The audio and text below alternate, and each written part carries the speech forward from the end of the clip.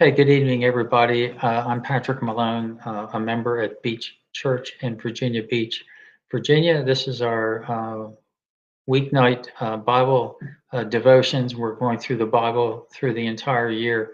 And tonight we're in 1 Kings chapters 13, 14, and 15. So just as a reminder, these historic or history books, from First Samuel through to Second Kings, covers all the kings from Saul to Zedekiah. And it's important to be aware that the author is probably someone who's in captivity in Babylon, who has historic resources that he is putting down, inspired by God, to help the captives in Babylon understand why they're there, but also that God will be merciful to them at some point down the road. So the book is not only accurate history, but it's interpreted history. And the author is using the history to teach lessons to the exiles in captivity. The lesson was, sadly, that nearly all of the kings of both nations did what was evil in the sight of the Lord. And that's a basic theme. What I'm going to suggest is that you read these chapters for the details of the names of the kings, their sins, their sons who followed them after they died.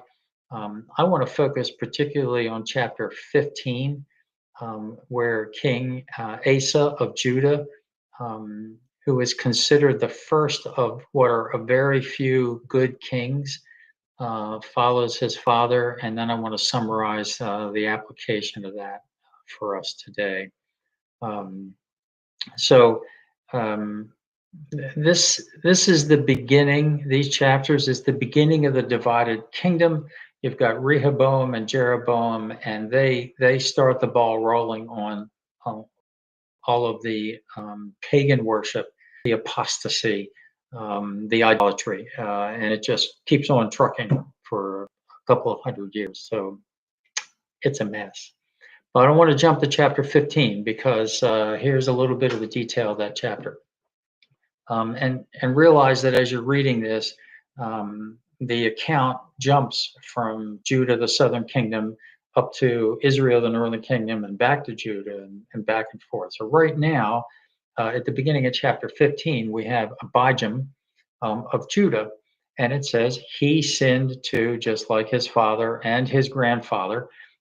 His heart was not loyal to God.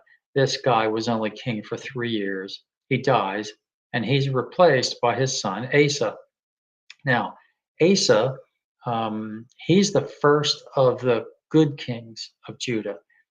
It says that he did what was right in the eyes of the Lord, as did his father David. And David wasn't literally his father, but I think there's that phrase of like their father David. It's a reference to the kingship of David and that he had a heart after God. So what did Asa do? Well, Asa he ended the sacrificial prostitute, sacred prostitute system. He rid the land of all the idols that had been put up by his predecessor. He actually removed his grandmother, who was known as the Queen Mother, um, of this idol worship and this whole prostitute system. And she had put up this particularly nasty idol, and he had that idol destroyed. And he actually also placed holy things back in the temple where they belonged. So he was doing a lot of good. His failure was in not destroying all of the high places for pagan worship. So up in the hills, there were all these little places where anybody could go up and worship pagan gods. So he didn't do that, and it really doesn't say why he didn't do that, but it does say that he had a heart for the Lord. And he had a little bit of peace at the beginning of his reign. He eventually was at war with Baasha, king of Israel. So the southern and northern kingdom were pretty much constantly fighting each other. He eventually won that battle against that particular king with the help of the king of Syria. And eventually he dies of old age. And his son, Jehoshaphat, reigns in his place. It's important to note Jehoshaphat was the second of good kings that's listed. So just keep that in mind. Um, let's talk about what I see on the face of this as I read these three chapters. we read about idolatrous kings leading people to do the same thing. We see a good prophet in chapter 13 who gets seduced by a conniving, selfish prophet. And we see illegitimate prophets all over the land of Israel instead of the Levites, as it should have been. We have a people, an entire people, and their leadership almost completely disobedient to God, engaging in the worst of idolatrous practices. Of the 40 or so kings throughout this time period, until these kingdoms fell, one kingdom fell to the Assyrians and then the other to the Babylonians. 40 kings, only 15% of those were considered good because they had a heart like King David.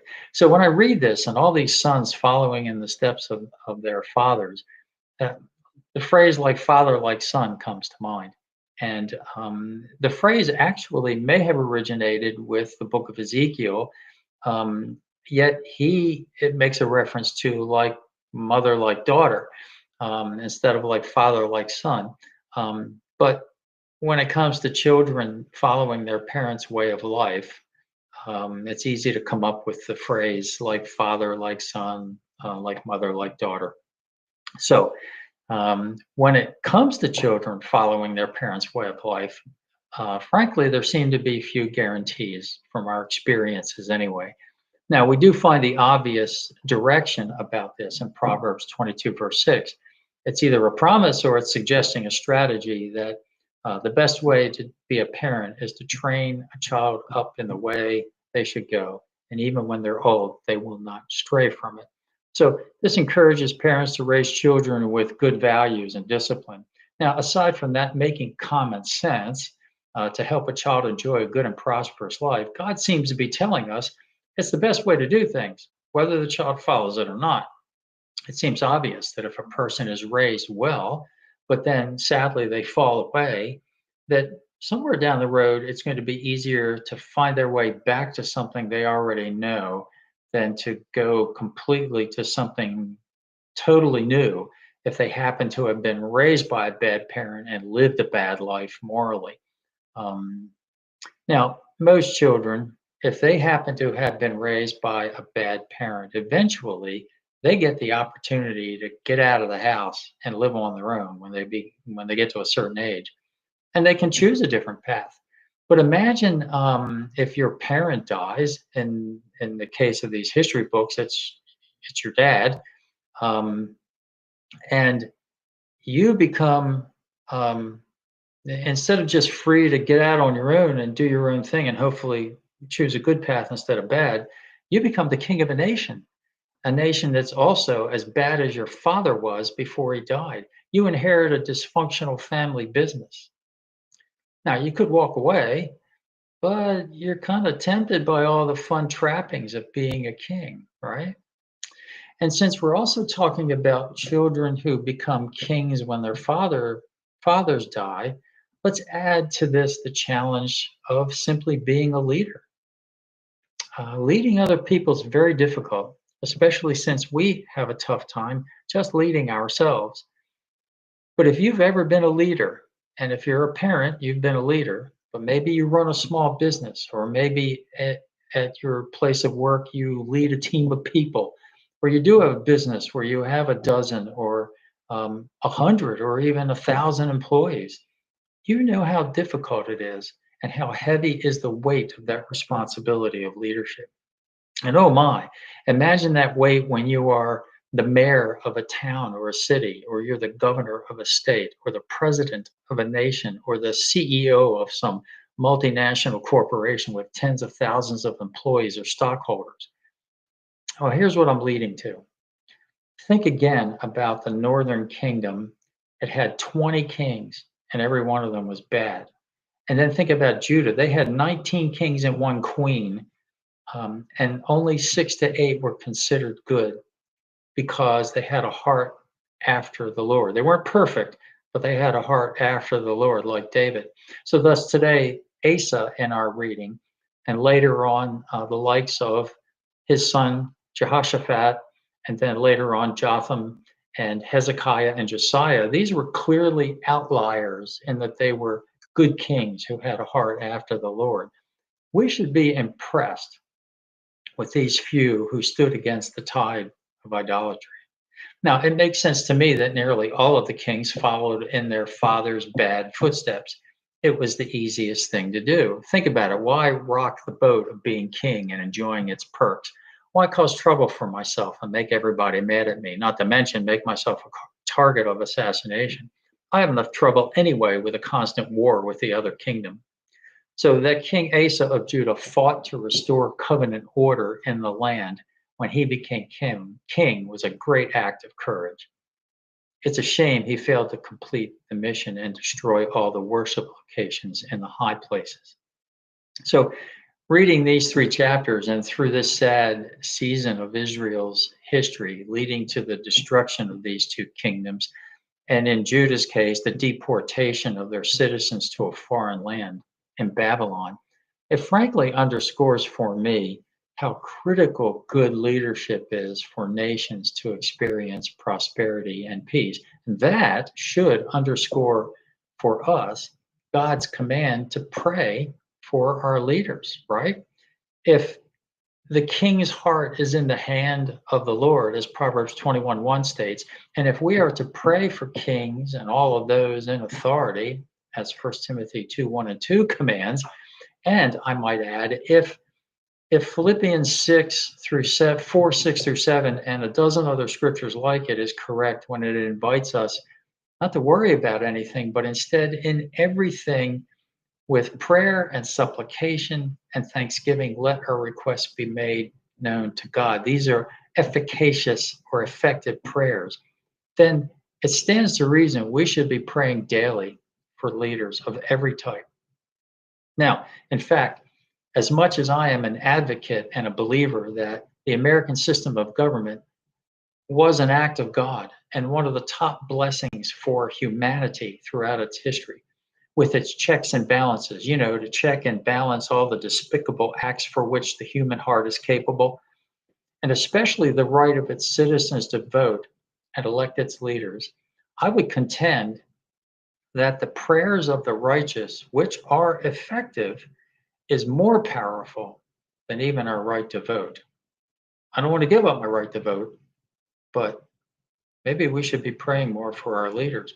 Imagine if the 200 million Americans who identify as Christians and or Roman Catholic prayed every day for their president or the members of Congress or judges or governors or mayors, pastors, business leaders. I mean, earnestly, humbly, faithfully pray that those leaders possess the wisdom of God and have hearts for the Lord, just like David did. We might not even need elections. I don't want to give them up, but I think praying for those leaders doesn't matter whether you like the leader or not, or whether you think they should be leading or not. They need prayer either way. And that wisdom is going to come from God. That all being said, let's remember the main lesson of these times of the divided kingdom. We clearly see how important good leadership is, but we also know that doing what was evil in the sight of the Lord is not a good idea. But instead, let's endeavor every day to have a heart after the Lord, like King David. This certainly applies on the face of it to the entire nation, but it easily is applicable for our personal lives. All right, well, that's it today. God bless you all. And I pray you have a good Easter week coming up on Holy Thursday or Maundy Thursday, Good Friday services at our church, and then also Sunday morning, our 9 and 11 o'clock services with breakfast in between. If you listen to this, just log on to Beach Church in Virginia Beach, and you'll see the schedule for that. All right.